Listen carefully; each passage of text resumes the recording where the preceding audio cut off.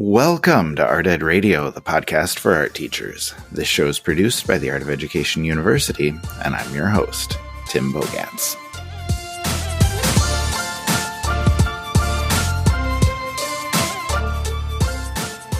All right, we are about a week and a half past the NAEA conference, and I learned a lot, went to a lot of sessions, did a lot of great things, and I wanted to kind of talk through that today.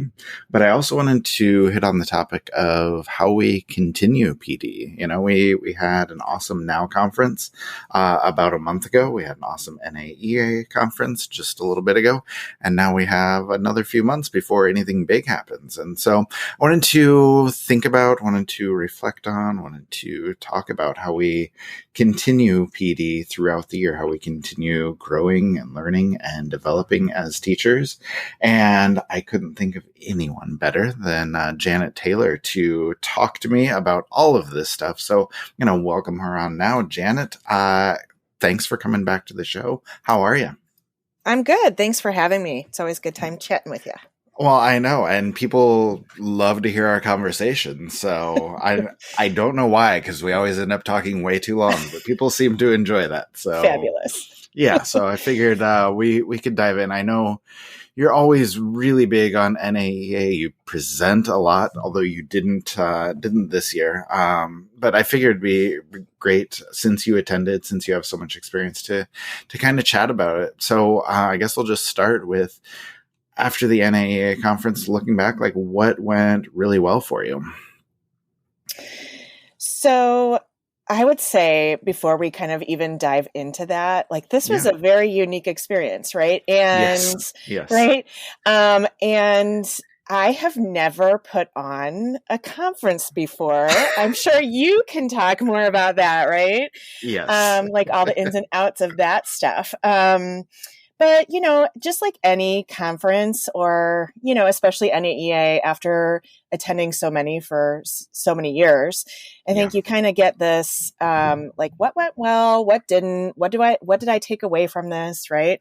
And, so I would say, you know, some things in general, whether it's like in person or virtual, there's just always some love and maybe not so love about any of our experiences. You know what I mean? Nothing's ever ideal. So it's easy to talk about, I guess, right? Yeah, I think that's fair. And, you know, having put on the NOW conferences for so many years, I'll just say it's not easy to put on a conference. And so anyone who can put something together, you know, something at that scale, I think we should be impressed with, and we should thank them, because it is a lot of work to put that together. So much behind the scenes, right? Yes, for sure. So let me start, I guess, just talking about a couple things that I really enjoyed. There's a huge variety of presentations. Like there's so many different topics, so many different ideas to explore. I really loved that. I was introduced to a lot of new educators, like people I hadn't heard from before, people I hadn't seen before, and I really appreciated that. And of course, you know, after going for so many years, like you said, you get to know people, and we missed out on the social component, seeing people in the hallways, seeing people outside of, you know, presentations and talking and going out later and all that kind of stuff. We missed out on that, but it's still, even though we're missing that, it's still really good to see people, still really good to hear from them during their presentation. So I really like that. And I think just the mix of on-demand presentations with live presentations was really cool. I think that was well done, made it accessible for a lot of people. So I don't know, what are your thoughts on any of that? Yeah. So kind of going backwards, I guess, right? So I always love the idea of having access to information later. So many times we go to in person and we're taking notes, and there's these nuggets that, you know, maybe we glean from our presentations. But actually being able to watch that later or redigest that is pretty valuable, right? Yeah. And then the idea, like you said, of the on-demand versus live, it's nice to know too that, like, so many times in person you go and, you know, there might be 3 or 4 different presentations you're really interested in seeing at the same time. And you kind of dive in here and there, or they're too far apart, so you can only access one of them. Yeah. So it's kind of nice this year, right? There's so many different ones you can go Right. back and actually go, oh, you know what? I can actually watch that one now. Yeah. So that was really nice. I totally agree with the new educators. I felt like there was a lot of new faces, which was really nice to see. Some that had like a couple different presentations still, but like the idea, even just seeing and hearing from a different voice was really refreshing. And then same thing, variety of presentations was kind of interesting. I think there was a lot more, I felt like there's a lot more talk about like equity and Yes. right. And that was kind of nice to hear. It just felt like, I guess that's the best way to say it, right? The variety was there, right? There was some. Well, and I think, just speaking of equity, that's a topic that I think is on a lot of people's minds. And so it was good to see a lot of presentations sort of address that. It sort of speaks to the moment, which I thought was good. What do you think about like the keynotes or the artist speakers? Did you go to any of those that really sort of piqued your interest or really caught your attention? Yeah, I mean, I didn't get to see all of them, and I'm still kind of, okay, I need to go back. When NAEA put out their schedule originally and said that Carrie Mae Weems was going to be a keynote, I was like, yes, I can't wait to see her speak, Yes. And actually it's sad. She's like on my list. I still need to get back and watch. I feel like I need some space where I'm not interrupted by, life. It was on the weekend in the middle of the day. It's like, I have kids. Like, I can't dedicate an hour. And like, I knew it was recorded. So I was like, I'll get back to it. And I know where you're coming from there. But I did really love hearing the ones that I did. So I saw Tanika Lewis-Johnson speak. Did you see that one? I did not see that one. Okay. So, and again, they pull artists from Chicago area, right? Which is nice. And I'm from Chicago. So it's kind of like, oh my gosh, how did I not know? Or I knew about them, but maybe not to this depth or whatnot. But so Tanika Lewis-Johnson was talking about how segregated Chicago is and how she did this, I guess, project that was called, I think it's called the folded map or something like that. And she literally folded a map to show the difference between the South Side and North Side, for example, in the inequities there. So that was really great to kind of take in. And then Jay Ryan, I heard speak, and he's a screen printer, also not far from where I grew up. And it's funny, when I went back to look at his Instagram, some of my friends are already are like, probably know him personally or whatever, right? Because, it's just like, oh my gosh, how did I not know about this guy? Really quirky guy, really, you're watching it and you think it's kind of dry, but he's really, really funny. So I'd recommend just entertaining that. Of course, Mo Willems, right, is another good one. Yeah, my son loves Mo Willems books, and so they can't get enough of the pigeon, so. Right? Yeah. Jason Reynolds, of course. Oh yeah, that was great. That was powerful. So moving. I think a couple times had like tears in my eyes. It was like, this is what I needed. Laura Eskenazi, I didn't see that one. She's a potter though, so that might be kind of interesting for those of you who are in ceramics. And then Blair Thomas. So this was kind of interesting. He is a puppeteer, and I had to look back. I don't remember them talking about this in the actual presentation, but so my background, right, originally was in theater and scenic art and that. And so I was very involved with theater production, and Red Moon Theater is like a really, well, I guess no longer, but I used to go see their productions all the time. Very art/theater, puppetry, really, really beautiful stuff. And actually he was the founder of that. I did not know that. So, oh, nice. Yeah. So his talk was pretty interesting too. And it kind of reminds us of like just different art forms that kind of cross over, right? Yeah. So that was nice. Yeah, those are connections that we always need to, I don't know, we need to find those. We need to share those with our kids. So I think that's always good. Just real quick before we move on to things that maybe didn't work as well, like how was it for you not presenting for once? Oh my God, it felt actually really nice. I can't believe I'm saying that, right? I always get so excited to share, but it was just like, oh, I could just sit and consume, you know, Yeah. it was really nice. Well, you know what? After the year we've had, anybody who chooses to just sit and consume, like you deserve that. Like Thank that's you. It was like just fine. a gift, right? Yes. Okay, so let's chat a little bit about things that maybe didn't go so well. For me, the biggest one was just the platform was incredibly frustrating. I didn't think it was designed very well. I don't know, just a lot of frustrations with just the logistics and like how the app worked and like trying to find things, trying to organize things. It was a struggle for me. I think that was the biggest sort of damper on the weekend for me. So what about you? That was a biggie for me too, to be honest with you. And when I go in person, I like the app because I can kind of move things and check my agenda Yeah. and stuff. But Yeah. this was really challenging for me this year too. And maybe I kind of assumed it was, I didn't look ahead. I didn't prepare like I normally might. And so that was Well, kind of, can I interrupt you because I did yeah. prepare and I think Oh, that made it worse okay. because they had those morning sessions where it's like 7 a.m. Here's when all the on demand things pop up, Yeah. and I would just go through and be like, I want to check that and that and that. I want to see this and this and this, and then all of a sudden you go to my agenda and it's just all squeezed in. There's so many Oh, presentations you can't even sort through them, and okay, that so made me feel better actually, yeah. because I was very critical of it and I thought, am I just like not as tech savvy as I think I am? you know, I don't know. Maybe we're both not good at it. Maybe we're, that's the problem. we're showing our age, maybe. Yeah. It's not good. Oh, so let me ask you this though. Like, I felt a little bit overwhelmed by the amount of stuff that was there. Just there's so much to sort through. It's a lot to take in. Like, did you feel overwhelmed by things, or do you like all of the choices that are there? Yeah, so I was kind of curious about that, like when you were saying that.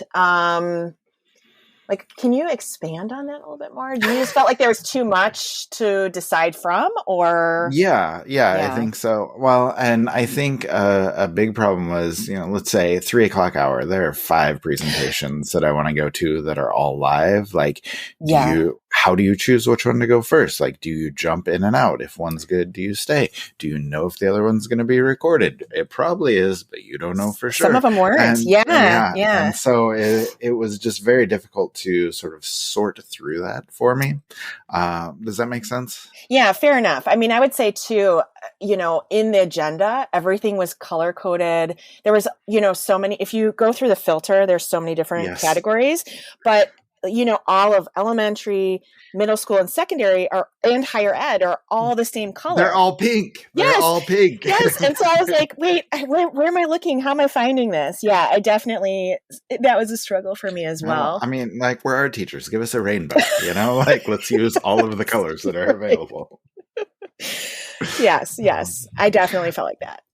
And then the other thing for me, but this is the case with all of NAEA, like, presentations are so hit or miss. Like, there are some that are absolutely spectacular, and then there are others that you think are going to be great, and it's just like not relevant to my everyday teaching at all. Like, Yeah. I don't know. What do you think about that? Well, I guess it's a difference. Like, okay, if you're going to compare, for example, the Now conference, you guys are like curating that, right? So you're like Right. looking for speakers or specific topics, right? Yep. Yeah, and in NAEA, it's like a blind, proposal, and you don't Right. really know. You And don't know who it is or right, wherever they're coming from. Yeah. right, and it's always interesting to me too in that whole process in general is that, there's speakers from year to year that I'm always excited to hear from because they have so much good content to always share. And Mm-hmm. then, they might have, I don't know, maybe they get their proposal and they have 4 of them one year and then they have like nothing the next year.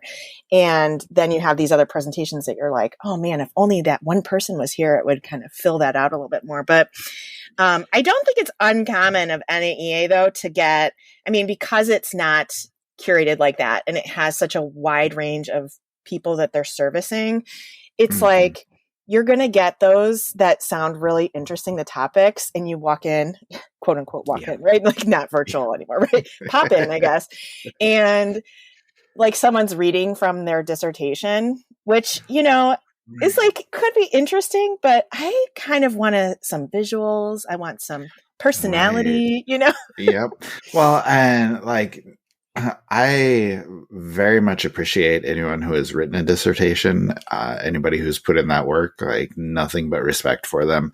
But Yeah. yeah, like I said, as a teacher with a classroom, like I want some visuals. I want to see work that the kids are making. Like that's what speaks to me. And so that's what I'm looking for. And I feel like there are too many presentations that just don't have that excitement. They don't have that engagement. And that makes it hard sometimes. Yeah. You know, I also think too, I mean, there's always nuggets, right? I remember, I had to tell this story, right? Okay. I remember several years ago going to a presentation, and it was in this huge auditorium. And that was kind of always my critique too about NAEA is that and I'm not sure how they would know this or whatever. I don't know how this works on the scheduling front, but you would get, somebody reading their dissertation in a huge auditorium, and there'd be like that seats like 400 people. And there'd be like 3 attendees, and then you go into one that seats like 30, and it was out the door packed, right? People can't get in. But on the context of the nuggets is always interesting, because this particular one, I'm sitting there actually with Matt Milkowski, my good friend, right? And you couldn't like leave because you didn't want to be rude since there was nobody in the audience, Right. And I'm sitting there and I'm kind of doodling or sketching or whatever. And this guy says something about brain paper. And I was like, this is the weirdest thing, but it has stuck with me. And I still use that with my students about this idea of like dumping your thoughts onto paper and calling it brain paper. Brain paper. I like it. I like it. So it's like the one nugget from the entire session or whatever. But I would say too, also, like what's really I was thinking about this. How do you schedule this? So again, through Art of Ed, we have conferences twice a year, right? Mm-hmm. And you have the IG, Instagram Live that Sarah's doing, and you have podcasts, and everything is like now, right? It's like what's going on now. Everything that we talk about is relevant. And when you're planning something that is, especially in a crazy time like now, with our pandemic, politics, everything, right? How do you plan such a big conference and make sure that content is still relevant, a year from then, or whatever it was? It's hard. Yeah. So like there was definitely a couple sessions where they were talking about best ways to use Zoom for teaching. And I'm kind of like, we've already been through a year of that. We're almost done. Like right. hopefully we only have like a matter of weeks or short months left. Oh my gosh. So, yes. I think we're all praying for that, right? please.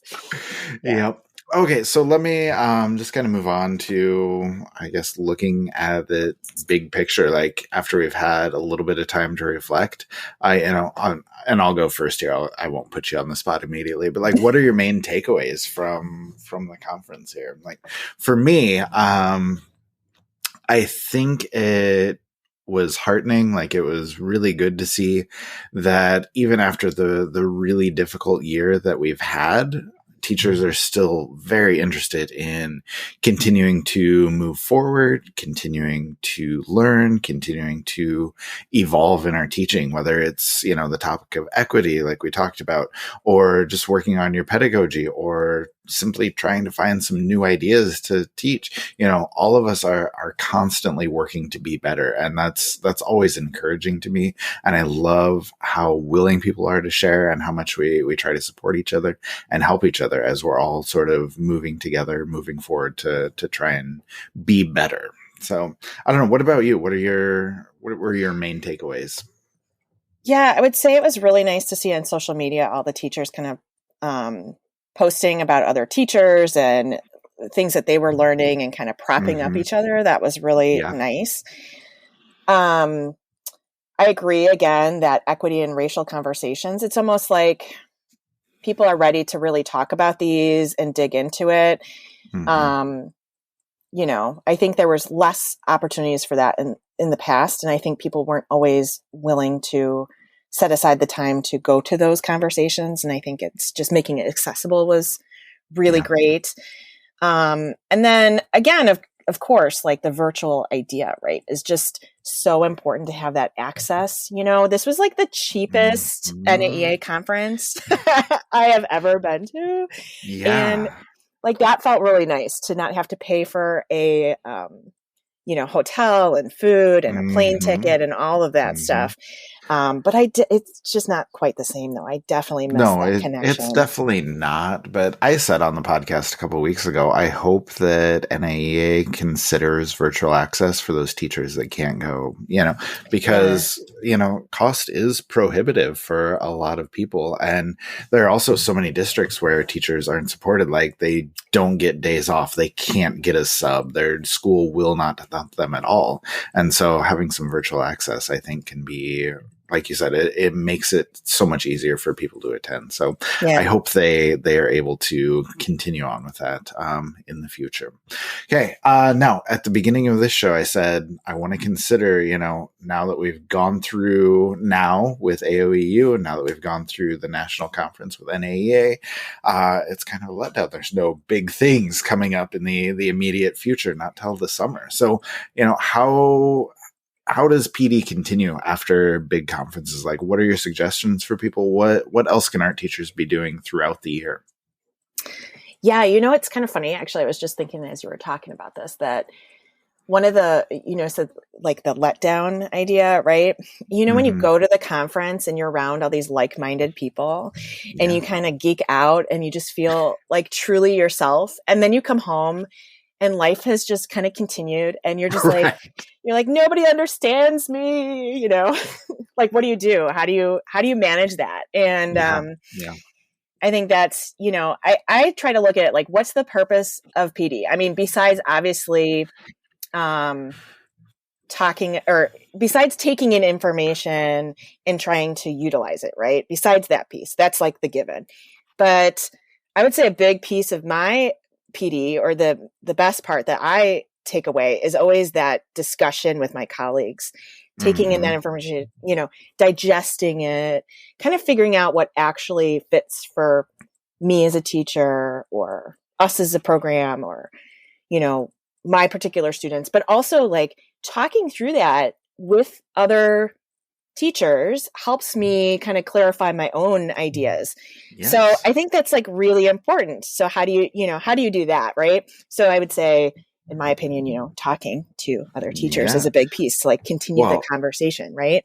right. And this is why I love having you on the podcast with me because, well, we're just forcing everybody to listen to us hash out our ideas. Right. But no, I think you and I think similarly, but just different enough that we can bounce ideas off of each other, which I think is really good. And I Yeah. guess that leads me to my suggestion, like listen to podcasts, Yeah. like not just this one, but there are a lot of good art education podcasts out there. And so it's a great way to keep learning. It's simple, easily accessible, and a lot of good ideas. So I think that's always beneficial. Whether, and not just podcasts, reading articles, even just getting on social media, seeing what other teachers are doing, that's all incredibly helpful. And we don't necessarily think of that as PD because it's so easy. But I would say, if you're thinking about teaching, if you're reflecting on what you're doing, if you're looking for new ideas, that counts. So I don't know. What else do you have? What other ideas do you have? Yeah. I mean, I think along the same lines, right? Another piece of PD is to get you, or at least national PD, right? When you're Mm-hmm. doing professional development at your school, it's usually targeted and specific and whatever. But Yeah. when you're looking at something bigger than your school or your district or even your town or whatever, it's like so refreshing to get all these different perspectives and actually see what teaching looks like in all different areas of the country. I mean, our country is so diverse, right? Mm-hmm. So I think that, ways that you can push yourself outside of your bubble, like reading articles, right? Or listening to podcasts, like you said, just hearing those other people's perspectives helps you formulate what's going on in the bigger context. Yeah. And I also think, a good piece, like you said, with social media is kind of keeping your eye on contemporary artists, right? So, like Yes. I said, that Yes. was the one thing that I love about these conferences too, is hearing about these artists that when you Google, there's just like so much information. Sometimes it's hard to find or peel those artists that you're really interested in, Mm-hmm. into that. And so kind of keeping your eye on social media for that is really helping us to remind ourselves of like what art making is actually looking like right now, what Yeah. kind of media is actually available to us now that, you know, when we first started teaching how long ago, right? It didn't look like that. So Yep. yeah. Yep. For sure. So, well, and also, thank you for giving me the perfect segue talking about art and creativity, because I wanted to ask you about the creativity course for adults that you're teaching now. Can you tell us about that? Yes. So I'm pretty excited actually. My first session is tomorrow. Oh, wow. So we'll see. It is okay. So basically, I had two friends over the last couple months. One is somebody that I teach with who is a science teacher, and another one is just a friend, you know, outside of the teaching realm, right? And both of them separately had said to me, I'm kind of in a funk, and I know you really are into creativity, and you know, obviously you're an art teacher, so you also have, you Yes. know, the knowledge there, right? Is the media. And so they were like, can you know, teach me this, or can you teach me that? And I was kind of like, oh, that's like a lot of work for, you know, one person to come up with like a Yes. whole curriculum. And so I Yeah. thought, well, okay, so there's two people actually interested, then there probably is more. So what could that look like? So I will say also, I have to say this, right? So I am not in the classroom right now. I took kind of a leave from teaching since January because of Mm-hmm. my kids' health. So I don't want Yep. people to listen to this and be like, oh my God, she's doing this and she's doing that. And now she's doing this too. And what am I doing? And it's like, not like, that's not okay. Right. You Right. know, so Right. just want to kind of remind that I'm working personally on my balance as well. That's a big piece for me right now. Yeah. So, okay. So these two friends came up and said, can you do this? Right. And, I thought, okay, what could this look like? And so I really wanted to do something to address people's mental health right now. Mm-hmm. You know, I'm not a therapist. I'm not a psychiatrist, psychologist, whatever. Right. But as you know, art is like super healing and getting into our creative Yes. habits and kind of outside of our funk. Right. Um, so I kind of developed a curriculum. It's 6 weeks, and it's basically each week is trying to focus on exploration and play, to kind of make us feel a little bit safer about the idea of creating. And it's focusing what we create or what we'll be working on, we'll be focusing through mindfulness and gratitude. So I know it sounds like kind of cheesy, like, oh, gratitude and I don't know. mindfulness. Like, this is what It sounds great to me, to be oh, okay, honest. good. So, Okay. I always like, people are like, oh, gratitude. You know, like I don't do those gratitude journals. I'm like terrible yeah. about it. I'm like, that sounds like such a great idea, but whatever. So anyway, I thought I should like practice what I'm preaching about creative habits, because I've been in a funk too, right? Mm-hmm. So it's just kind of like our safe way to do this. And I wanted to focus on adults, right? Because that's kind Right. of, I think the other piece is throughout the pandemic, I mean, life in general, but pandemic especially, we're so focused on taking care of everybody else in our lives Yeah. that we forget to take care of ourselves. So I'm kind of pushing the idea of, I don't want to say pushing, that sounds bad, but we're kind of talking more about the idea of, this is self-care time, and that you can take this time for yourself because it will make you you know, make you a better person. You'll feel better, right? Yeah, yeah, absolutely. It's so incredibly helpful. And I think the idea of doing a course is worthwhile because you have dedicated time. Because we always have the best intentions of, oh, I need to make more art. Oh, I need to get out my colored pencils. But, and we know it just never happened. Like life gets in the way. And so it's helpful to have that dedicated time. And then Yeah, I'm I like, guess, oh, go ahead. oh, sorry. I was just going to say, I'm like the first person to say, I don't have time for that, or I don't have money for that, Yeah. and then it just kind of slips away, and then I feel terrible. So, yeah. Yep, Yeah. exactly. And so that actually leads me to my last question, just all about how we keep our creativity going. Because a few months back, I want to say this was in the fall, maybe you wrote that article called How to Rethink Creativity When It's Gone Missing. And you had so many great ideas on creating creativity. I don't know. It sounds Right. it sounds weird to say, but just how you can find time, how you can force yourself to create. So Yeah. I don't know if you want to talk about that article specifically, or more just share some ideas about what you're doing to keep your own creativity going right now. Yeah. So I guess, it's funny when you say like creativity, it feels kind of weird to me too, right? Kind of icky. Like if you just work harder, you'll create this and it'll happen. And I feel like that just doesn't happen for us like that. Right.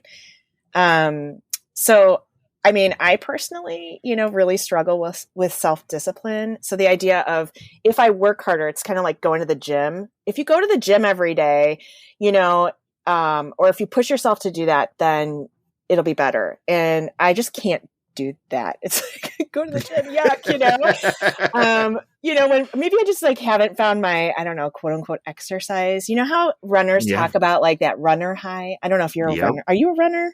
I am a runner. Okay. And So I love the runner's high. It's great. Me, I'm just like huffing and puffing and feel terrible afterwards, maybe I just haven't found my exercise, right? But anyway, so I guess I kind of compare it like that. And instead of saying it's just something you have to push through in order to get that response, I feel like it's more kind of like the theory of energy and how you can't create or destroy creativity. It's like displaced. Or you're using it elsewhere. And so that's okay too. So I think, in the article, it was more about how we're using our energy or our creative energy, or thinking about not feeling so bad when you don't feel creative, right? To say, to kind of be more observant and say, oh, right. I'm not super creative right now because, I am making dinner every day. Right. And, if I'm making peanut butter and jelly sandwiches every day, maybe that's not so creative and it's not using up my creative juices as much. Right. Right. So this year, obviously, I have heard, and I'm sure you have too, right? A lot of teachers, but also students are just really struggling to create,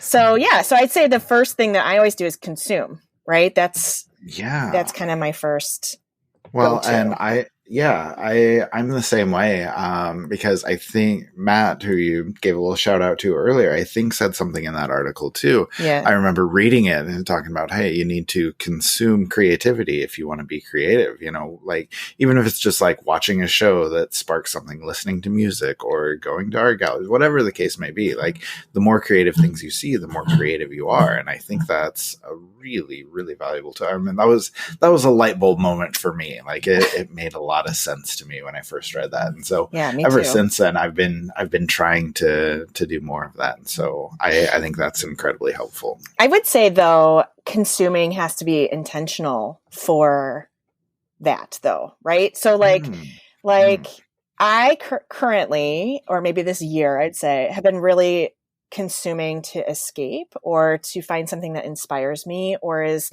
something that's different. So, how you were talking about podcasts is kind of like part of your PD. And I kind of look at that too, right? I can't, you took a break from Twitter, didn't you, for a while? I did. Like, I'm not on Facebook at all. Yeah. And then I took a break from Twitter. I'm not on Instagram either. And so, I don't know. Where are you going with this? Okay. So I took, I guess, we've been like inundated with so much information this year on a constant basis. So it's like, I'm constantly consuming information. Like I took Facebook off of my phone recently and it is the best move I've ever done. It definitely has like my body feels more regulated, and I think I've by doing that, it's like creating more space to be creative or to allow my brain to think more me instead of focusing on all the information overload. And so that, I guess that's what I mean by consuming is like finding something specific. Sometimes too, I love me some Brene Brown, just love her, right? Yes. But there are times when I just can't listen to it right then because it's just, right? It's like too much. It's not what you need right then. Yeah. Yes. So I think that's the piece of the consuming I'm talking about.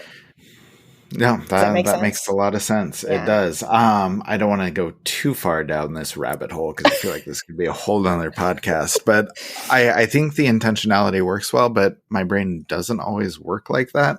Where sometimes, I'm just watching to escape, like watching a Uh-huh. show, and then I get inspired. Like for me, like The Queen's Gambit was a great example of that on Netflix. I was just watching the show because it's fantastic and I love chess. But then it was so visually stunning that Oh, I just yeah. started thinking so much more about color schemes and color combinations and then making art. And I wasn't expecting that at all. But then, you see the right thing, it just clicks for you, and then it gets the wheels turning and you can keep creating. So, Okay, so I would excellent. say, you're going to laugh at me, no more on this rabbit hole, but I would say it's like intentional. You intentionally watch that to escape or to not focus on something. So like that was Yeah. intentional consumption on your part. Yeah, I don't know. I didn't want to think about things though when I watched it, and then I ended up thinking about things. But they just happen to be fair enough. artistic things, so Right, it worked right. out. Okay, All fair right, enough. we're gonna have to do another podcast just on I swear. this. So, okay, okay, just real quick though, I wanted to add two more things, and then just see if you had any closing thoughts there, just about creativity because I think these things help. For me, like, sketchbook work is always fantastic, and I always leave my sketchbook out. Like, I leave it open on my desk with markers or colored pencils or pens or whatever just right next to it, so it's so easy to just come in, spend 5 minutes, spend 10 minutes, and just, it's accessible to me. It's easy to create, which I think can be really helpful and kind of keeps me going, and make sure that I'm creating work. And then I know not everybody can do this, but buying new supplies is just the greatest. Like, I just bought some new markers. Do I need new markers? No. But are they spectacular? Yes. And so it keeps me creating. It keeps me working. And those are a couple things that, are really helpful for me. So what about you? Any other thoughts? Any other closing ideas? Okay, wait, I have to ask though, with your buying new supplies, is it like Yes. refreshing your old, or do you actually look for something that you haven't used before? Both. Like, when Okay. things are starting to run out, I'll be like, yeah, I might want to replace them. And then there are other times you're like, oh, I don't have these markers in double-ended, and I better buy them. Right. So sometimes it's and a point. Yeah. right. So it's ridiculous. My wife is just like, what? Why? I'm like, I need to be creative. I don't know. I'm sorry. You can't ask why with an art teacher with art supplies. That's for sure. I love your point about the sketchbook though being accessible. I think a lot of my stuff is okay. So my studio right now is so messy. It's like really bad. But if I start to pack everything and put it away, I forget that it's there, or like I have to intentionally go, oh, right, I want to use colored pencils right now. But if it's right in front of me, I'll just grab it and use it. And I think that's a really good point too about sketchbook work. And I don't know, I think sketchbook work too, I love that because you're just like tossing down ideas and you're contemplating and you're kind of practicing some mindfulness without, but I do think you have to set aside some time. Do you set aside time to do that, or? I try and just take 10 or 15 minutes every day, just whenever I can fit that in the time that I would otherwise be spending on social media. If I can direct that toward art, that's good for me. That's a really good point. I like that. Yeah, I've been going for walks, and I think especially now that the thaw is happening, the great thaw. Yes.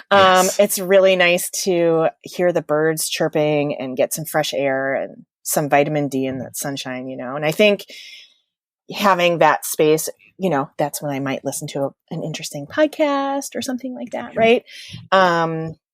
I think that helps me clear my mind too. So I think those are good practices. Yeah, absolutely.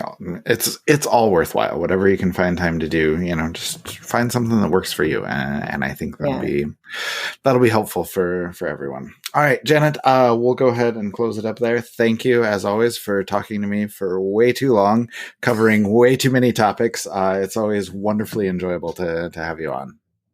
Thanks so much. I always appreciate it. Thank you to Janet for coming on. I'll wrap up quickly since we went long, but honestly, we told you at the beginning that we're going to go long. Janet and I always do because we have so much to talk about.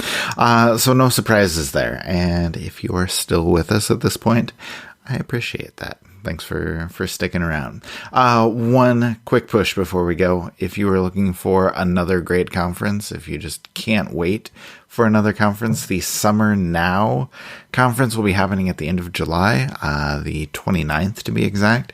It's an awesome day of PD that will get you ready for the coming school year. We have an early bird offer happening now through the end of April for $30 off the conference. And of course, if you sign up early, you are guaranteed a swag box. Now, if you aren't ready to think 4 or 5 months ahead and definitely not ready for me to talk about the next school year, you don't want to hear that, that's fine. But just keep coming back for podcasts and articles and everything else that we talked about in the conversation today. And most importantly, keep learning, keep sharing, keep reflecting, and keep creating.